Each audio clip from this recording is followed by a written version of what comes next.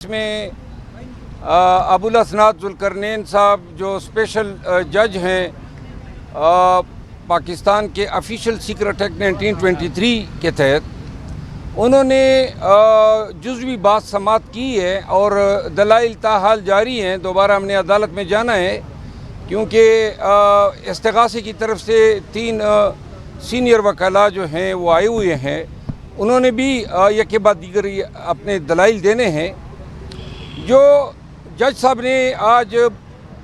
ہماری بات سماعت ہونے کے بعد 2 سوالات فریم کیے جو انہوں نے پراسیکیوٹر سے پوچھے ہیں،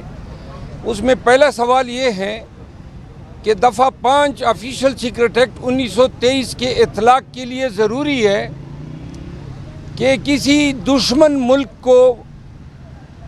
معلومات دی گئی ہو، اور دوسرا جو معلومات ہیں یا انفارمیشن جس کو سائفر کہا جا رہا ہے وہ غیر قانونی طور پر ایک خفیہ کلاسیفائڈ جو انفارمیشن ہے وہ شیئر کی گئی ہو۔ اب جہاں تک کلاسیفائڈ انفارمیشن کا تعلق ہے، پاکستان کی اس وقت کی کابینہ نے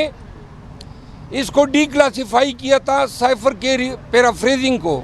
نمبر 1۔ نمبر 2 بات کہ جب یہ سائفر 3 مارچ کو آیا تھا، اس کے بعد سب سے پہلے یہ ایپیکس سیکیورٹی کمیٹی میں پیش کیا گیا جس میں تمام سروسز چیفز تھے۔ اس وقت یہ فیصلہ کیا گیا کہ یہ پاکستان کے معاملات میں، اندرونی معاملات میں مداخلت کے مترادف ہیں، تو امریکن سفارت خانے کے ناظم الامور کو طلب کر کے ڈیمارش دیا گیا۔ ڈیمارش دینے کا مطلب یہ ہے کہ حکومت اور اس وقت کی اسٹیبلشمنٹ اس پیج پہ تھے کہ جو سائفر ہیں وہ پاکستان کے اندرونی معاملات میں مداخلت کے مترادف ہیں، جس کے بعد یہ سائفر کا جو پیرافریز تھا وہ پارلیمانی کمیٹی کے ساتھ شیئر کیا گیا، قومی اسمبلی کے اسپیکر کے ساتھ شیئر کیا گیا، ان کے وساطت سے چیف جسٹس آف پاکستان کے ساتھ شیئر کیا گیا۔ جب قاسم سوری کی ججمنٹ آئی، قاسم سوری کی رولنگ پہ، تو سپریم کورٹ نے یہ سائفر اپنے فیصلے میں مکمل ڈسکس کیا۔ اس وقت ریاستی وکلاء کا قطعاً یہ دلیل نہیں تھی کہ سائفر جو ہیں وہ کسی دشمن ملک کے ساتھ شیئر کیا گیا ہے یا سائفر جو ہیں وہ کلاسیفائڈ دستاویز ہیں،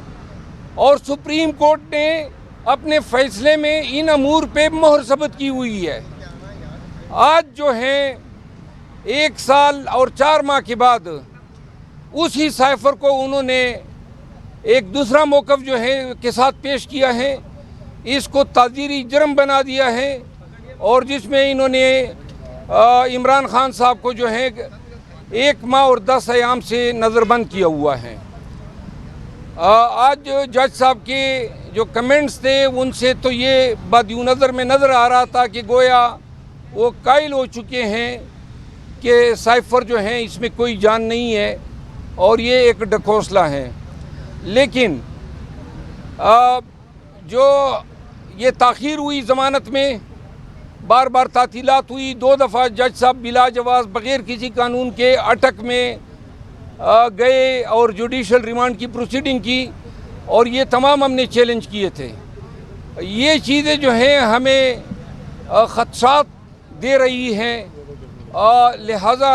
آج یہ بحث مکمل ہونے کے بعد دوبارہ آپ سے گفتگو کریں گے۔ امید ہے آج اس کا فیصلہ جو ہے ہو جائے گا۔ جو آپ نے پیشن گوئی کی تھی کہ خان صاحب 14 دن کے اندر جیل سے باہر آئیں گے، سر کیا وہ 15 دن کے اندر کیا وہ سچ ہوتی ہوئی ثابت نظر آ رہی ہے؟ جی، سائفر کیس کی حد تک اگر قانون کا جہاں تک تعلق ہے اور انصاف کا، ہم تو وکیل ہیں، کیس کی نبض دیکھ کے بتا دیتے ہیں کہ کیس میں کتنی جان ہے۔ تو یہ جو کیس ہیں یہ اس طرح کا کیس ہے جس طرح انہوں نے علی وزیر پہ ابھی بنایا تھا کہ جی علی وزیر کے خلاف ٹیرر فائنینسنگ کا کیس تھا،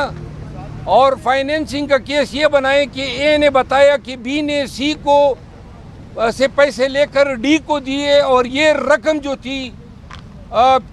پی ٹی ایم نے جو ہے ٹیرر فائنینسنگ میں یوز کی.